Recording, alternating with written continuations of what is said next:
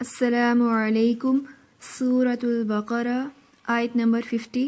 رب اشرح لی صدری ویسر لی امری واحلل عقدۃ من لسانی یفقہوا قولی۔ اعوذ باللہ من الشیطان الرجیم،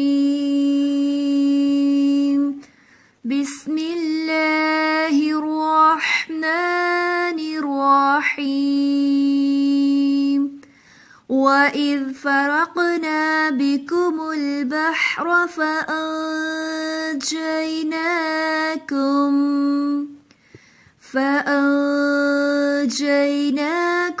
وَأَغْرَقْنَا آلَ فِرْعَوْنَ وَأَنْتُمْ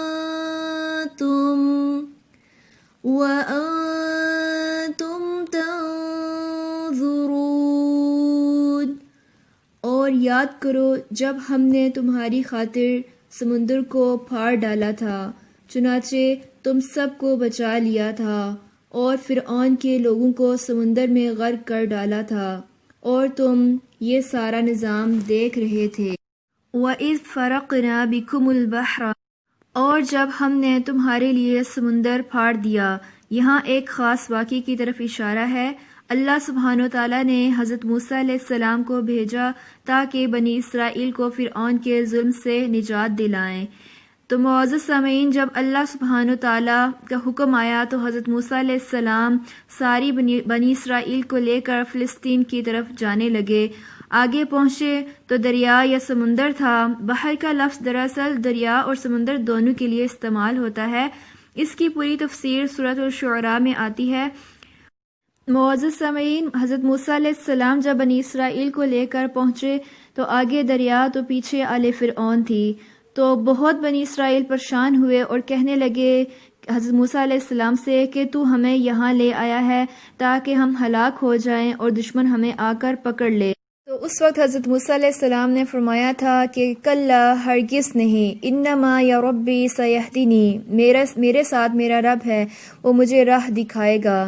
اللہ سبحانہ وتعالیٰ نے پھر حضرت موسیٰ علیہ السلام کو راہ دکھائی بھی۔ اللہ سبحانہ وتعالیٰ نے حضرت موسیٰ علیہ السلام کو حکم دیا کہ وہ اپنا عصا ماریں پانی پر۔ انہوں نے جب مارا تو پانی 2 حصوں میں بٹ گیا۔ فرقنا بکم البحر، بیچ میں سے بڑی سی سڑک نکل آئی اور دونوں طرف کا پانی بڑے پہاڑوں کی طرح دونوں سائڈوں پر ہو گیا، جیسے آپ کسی پہاڑی رستے پر گزر رہے ہوں، بالکل اسی طرح وہ سمندر کے بیچوں بیچ میں سے گزر گئے۔ فرقنا بکم البحر، تمہارے لیے ہم نے سمندر پھاڑے۔ یہ کوئی معمولی سی بات نہیں تھی۔ فانجیناکم، پھر ہم نے تم کو نجات دی، بچا لیا تم کو۔ اغرقنا آل فرعون، فرعون کی آل کو وہاں غرق کر دیا، کیونکہ وہ پیچھے آگے تھے بنی اسرائیل کو فالو کرتے ہوئے۔ اور جب ہم نے آل فرعون کو غرق کیا تو وانتم تنظرون، تو بنی اسرائیل تم یہ سب دیکھ رہے تھے، تمہارے سامنے یہ سب ہوا۔ تو معزز سامعین، اس سے ہمیں کیا پتہ چلتا ہے؟ پہلی بات یہ کہ اللہ سبحانہ وتعالیٰ جب کسی کو مصیبت سے نکالنا چاہتا ہے تو وہ ایسے اسباب پیدا کر دیتے ہیں کہ جو عام انسانی عقل میں بھی نہیں آتے۔ یہ بالکل عقل کے خلاف بات ہے کہ سمندر پھٹ جائے اور اس میں سڑک بن جائے۔ ہم دیکھتے ہیں کہ ایک سڑک بنانے کے لیے کتنا زیادہ پیسہ چاہیے ہوتا ہے، کتنی پلاننگ کرنی پڑتی ہے اور کتنے لوگ لگتے ہیں جب کوئی ہائی وے بنتا ہے، لیکن ایک عصا کی ضرب سے ایک پورا راستہ بن جائے۔ اور یہ سب کس نے کیا؟ یہ دراصل عصا نہیں تھا، بلکہ اللہ سبحانہ تعالیٰ کا حکم تھا، اللہ تعالیٰ کا اذن تھا۔ تو جب اللہ سبحانہ تعالیٰ کچھ کرنا چاہتے ہیں تو صرف اذا اراد شیئا ان یقول له کن فیکون، تو وہ ہو جاتا ہے۔ تو اس میں اللہ سبحانہ تعالیٰ کی قدرت سمجھ میں آتی ہے۔ دوسری بات یہ کہ فانجیناکم، ہم نے تم کو نجات دی۔ معزز سامعین، اس سے پتہ چلتا ہے کہ مصیبت سے صرف اللہ سبحانہ تعالیٰ ہی نکالتے ہیں۔ تو پھر ہمیں کیا کرنا چاہیے؟ مصیبت کے وقت اللہ سبحانہ تعالیٰ کی طرف ہی رجوع کرنا چاہیے۔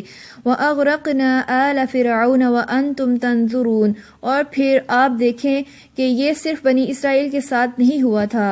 ہم دیکھتے ہیں کہ صحابہ کرام رضی اللہ تعالیٰ عنہم کے ساتھ بھی ایسے واقعات پیش آتے رہے کہ جب دشمن کا مقابلہ کرتے ہوئے ان کے راستے میں سمندر حائل ہوئے تو انہوں نے اپنے گھوڑے دوڑا دیے۔ علامہ اقبال نے بھی اس پر کیا خوب شعر کہا ہے کہ دشت و دشت دریا بھی نہ چھوڑے ہم نے، بحر ظلمات میں دوڑا دیے گھوڑے ہم نے۔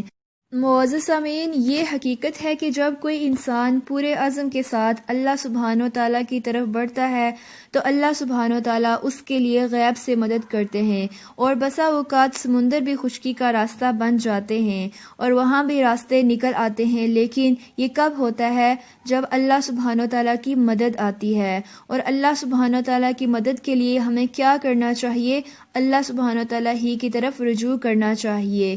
وَأَغْرَقْنَا آلَ فِرْعَوْنَ وَأَنْتُمْ تَنْظُرُونَ، اور ہم نے غرق کر دیا آل فرعون کو اور تم دیکھ رہے تھے۔ اس میں بھی ایک بڑی بات یہ ہے کہ انسان بسا اوقات سنتا ہے کہ اس کا دشمن ختم ہو گیا ہے، اور بعض اوقات اپنی آنکھوں کے سامنے ختم ہوتے ہوئے دیکھتا ہے۔ ان دونوں چیزوں میں فرق ہے۔ خاص طور پر یہاں جو مینشن کیا ہے کہ وَأَنْتُمْ تَنْظُرُونَ، تم اپنی نگاہوں سے، اپنی آنکھوں سے دیکھ رہے تھے، کنفرم کر دیا۔ ایک اور بات یہ کہ فرعون کو اپنے دریاؤں پر بڑا ناز تھا۔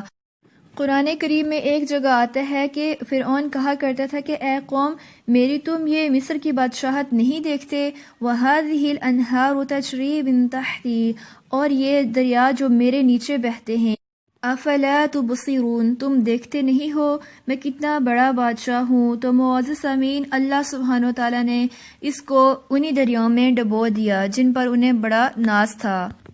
معزز سامعین، اس میں ہمارے لیے بھی بہت بڑا سبق ہے، ہمیں بھی اس سے نصیحت حاصل کرنی چاہیے۔ وہ یہ کہ کسی بھی انسان کو اللہ سبحانہ و تعالیٰ اسے دنیا میں جو بھی نعمت اسے دیں، جو بھی نعمت انسان کو ملتی ہے، اس پر اسے اترانا نہیں چاہیے، فخر نہیں کرنا چاہیے۔ کوئی پتہ نہیں کہ وہی جگہ انسان کے لیے ہلاکت کا باعث بن جائے۔ سبحانک اللہم وبحمدک، نشہد ان لا الہ الا انت، نستغفرک ونتوب الیک۔ السلام علیکم ورحمۃ اللہ وبرکاتہ۔